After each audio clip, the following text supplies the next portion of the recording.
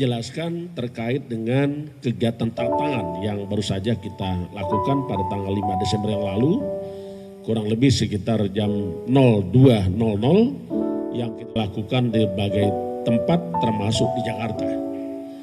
Ada 6 orang yang kita amankan di dalam rangka tangkap tangan. Pertama adalah MJS. Kembali lagi di channel kami, Detik Mena. Jangan lupa tekan tanda lonceng dan subscribe. Terima kasih.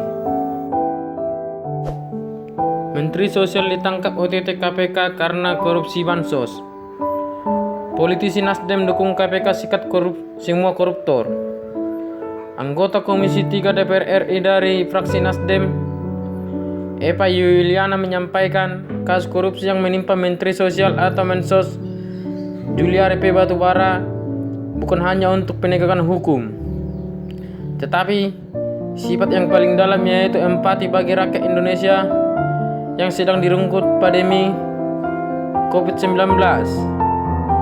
Oleh karena itu, DPR dan masyarakat Indonesia mesti mendukung Komisi Pemberantasan Korupsi atau disebut KPK untuk melakukan tugas dan kewajiban memberantas korupsi tanpa pandang bulu.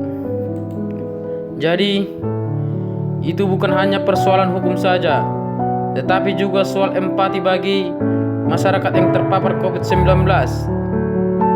Kami mengapresiasi setinggi-tingginya atas keberhasilan kerja Komisi Pemberantasan Korupsi atau KPK mengungkap kasus dugaan suap dana bantuan sosial atau bansos COVID-19 di Kementerian Sosial.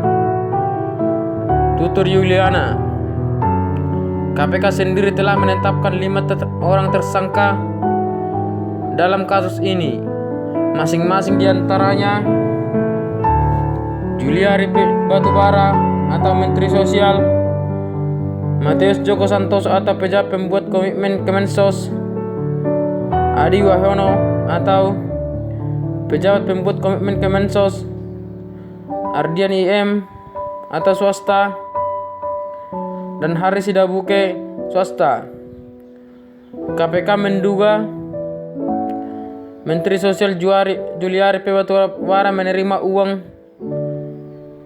sebesar 17 miliar rupiah dalam pengadaan bansos penanganan COVID-19 yang berupa paket sembako senilai 5,9 triliun rupiah. Kami dari Komisi 3 DPR RI merasa perlu dan penting untuk mengapresiasi secara khusus kerja KPK dalam kasus ini. Saat rapat kerja bersama Komisi 3 DPR RI pertengahan tahun kemarin,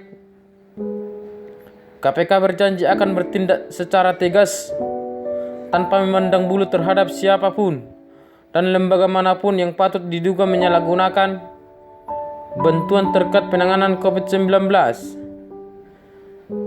Terima kasih KPK menunaikan janjinya, tutur mantan Ketua Cabang Pergerakan Mahasiswa Islam Indonesia atau PMII dari Jawa Timur ini. Sejak adanya revisi Undang-Undang KPK dan ditetapkannya Komjen Polisi Firly Bahuri sebagai Ketua KPK, banyak dugaan yang menyebut pemberantasan korupsi oleh KPK akan terus melemah.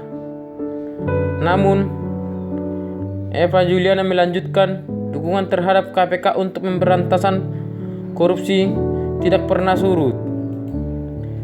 Kita menegaskan secara dukungan penuh terhadap KPK untuk menangani tindak lanjut pengungkapan kasus dugaan suap di Kementerian Sosial. Eva Yuliana juga mengatakan yakin dan percaya bahwa KPK akan menuntaskan penanganan kasus tersebut secara profesional dan tanpa intervensi dari pihak dan instansi manapun. Lepas dari itu, saya juga menegaskan warning atau peringatan khusus bagi siapapun dan institusi manapun yang juga ikut-ikutan menyalahgunakan bantuan COVID-19, sebut Eva. Dia juga mendorong KPK untuk menjikat semua korupsi yang dilakukan semua pihak, menteri atau bukan, kepala daerah atau bukan, bahkan petinggi parpol atau bukan, semua korupsi harus disikat. Kita tidak main-main. KPK telah menunjukkan dedikasinya. Komisi 3 DPR RI mendukung penuh kerja dan komitmen KPK.